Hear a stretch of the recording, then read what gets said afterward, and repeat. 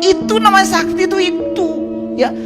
Kalau masih pakai jin kuntilanak, apalagi pakai tuyul, nggak sakti. Itu berarti minta bantuan pihak lain, betul nggak? Yang sakti itu yang tidak minta bantuan apa-apa. Ini judul kajian kita hari ini, menarik. Makanya saya bicara ma'rifat akhlak.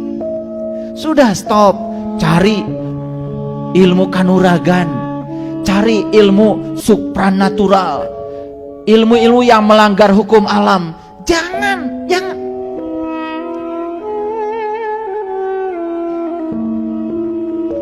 Karomah itu dari kata karim, sesuai dengan nama saya. Ya supaya pada tahu aja nama saya. Jadi karim itu bahasa Arab artinya mulia. Jadi karomah itu artinya adalah kemuliaan. Jadi karomah itu bukan kesaktian, bukan bisa berjalan di atas air, bukan bisa ngampung di udara, bukan. Karomah yang sebenarnya adalah akhlak yang mulia yang tidak dimiliki kebanyakan orang. Itu karomah. Nah, cari karomah yang model gitu. Gak usah cari ilmu teterak di kadek, cari ilmu supaya kamu gak ada yang ngadek. Itu aja. Itu sakti itu.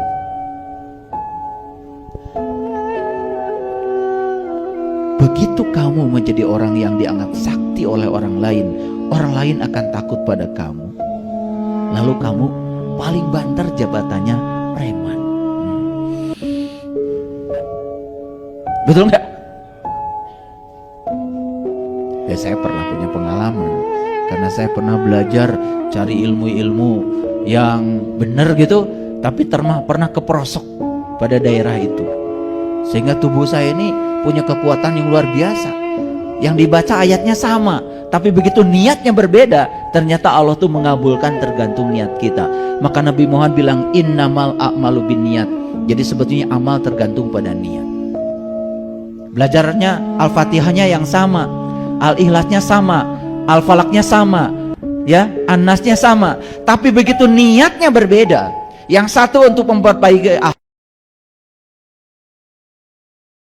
syaru mislukum. Hai Muhammad, katakanlah sesungguhnya Anda manusia biasa seperti yang lain. Artinya orang-orang yang tinggi ilmunya, akhlaknya bagus, sudah terkenal dengan akhlak yang mulia, justru semakin tinggi ilmunya, semakin akrab dengan hukum alam, bukan melawan hukum alam. Apakah Nabi Muhammad menggunakan kekuatan supranatural gitu supaya batunya balik kepada yang melempar? Tidak. Beliau merasakan ketika dilempar orang itu sakitnya seperti ini, lalu pesan spiritualnya bagi seseorang yang berkesadaran, saya tidak akan melempar batu yang sama pada orang lain. Ini yang disebut dengan ma'rifat rububiyah, ma'rifat akhlak. Ya, pernah dikata-katain kata-kata kotor sama orang lain? Gimana? Sakit? Apa yang kalian rasakan? Sakit bukan? Apa yang kalian lakukan setelah itu? Ingin membalaskan sakit yang sama pada orang? Kalau itu yang kalian lakukan, itu yang disebut dengan kebodohan. Rasa sakit yang ditimbulkan dari orang yang ngatain kita dengan kata-kata kotor cukup buat kita.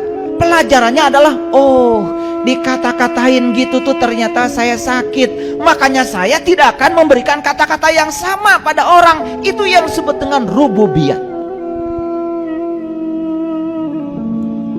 Belajar akhlak dari akhlaknya Allah, ini yang disebut dengan karomah, ini yang disebut dengan kemuliaan. Orang yang karomahnya tinggi bukan yang sakti mandraguna, tapi yang dia sudah mampu membalas kejahatan dengan kebaikan, dia yang sudah mampu membalas kegelapan dengan cahaya. Sakti nggak? Ini yang disebut dengan kesaktian. Tapi masyarakat kita pada umumnya kalau bicara kesaktian tuh yang tadi. Gimana caranya dari rekening orang uang pindah secara goib? Lalu tidak sedikit di antara kita yang masih tertipu penggandaan uang. ada rekening goib. Diri kita itu sudah ada. Makanya Rasulullah itu ada dua. Satu Rasul yang syariat, kita kenal para nabi, para rasul, termasuk Rasul kita Nabi Muhammad Rasulullah Sallallahu Alaihi Wasallam. Itu adalah toladan kita, ikutan kita. Tetapi sesungguhnya dalam diri kita juga ada Rasul yang hakikat, yang punya sifat 4: sidik, amanah, fatonah, balagoh. Ada di sini, ada di sini, hidup itu. Jadi syahadat itu intisarinya apa? Intisarinya kita harus merasa diawasi oleh Dia. Dan kalau kita merasa diawasi oleh Allah dan Rasulnya, apa yang terjadi? Tidak mungkin kita melanggar dan berkhianat pada diri kita sendiri. Akhlak bukan? Akhlak bukan? Sholat. Di Quran dikatakan ciri orang yang beriman itu sholatnya khusyuk. Bahkan ciri orang yang beriman itu sholatnya itu terjaga, terpelihara. Walladzina hum ala sholawatihim yuhafidun. Sholatnya itu sampai tingkatan sholawat. Sholat itu terhubung. Jadi keterhubungan dengan Allah itu bukan sekedar di waktu sholat. Setelah selesai sholat justru lebih panjang waktu di luar sholat daripada sholat, bukan? Nah, keterhubungan itu dengan Allah itu akan membangun akhlak. Zakat, apa zakat? Zakat itu menyucikan jiwa, sebetulnya tazkiyatun nafs. Yuk, syariatnya kita mengeluarkan kemelekatan pada harta, tetapi yang tersucikan adalah jiwa kita, bukan? Saat kita melepaskan kemelekatan pada harta, tersucikan jiwa kita. Dan orang-orang yang melekat pada uangnya kotor jiwanya. Dan ciri orang yang kotor jiwanya itu gampang mendeteksinya, pelit. Paham? Jadi kalau cari orang yang kotor jiwanya, nggak usah periksa, pakai ronsen, mau katingali pentaan duit.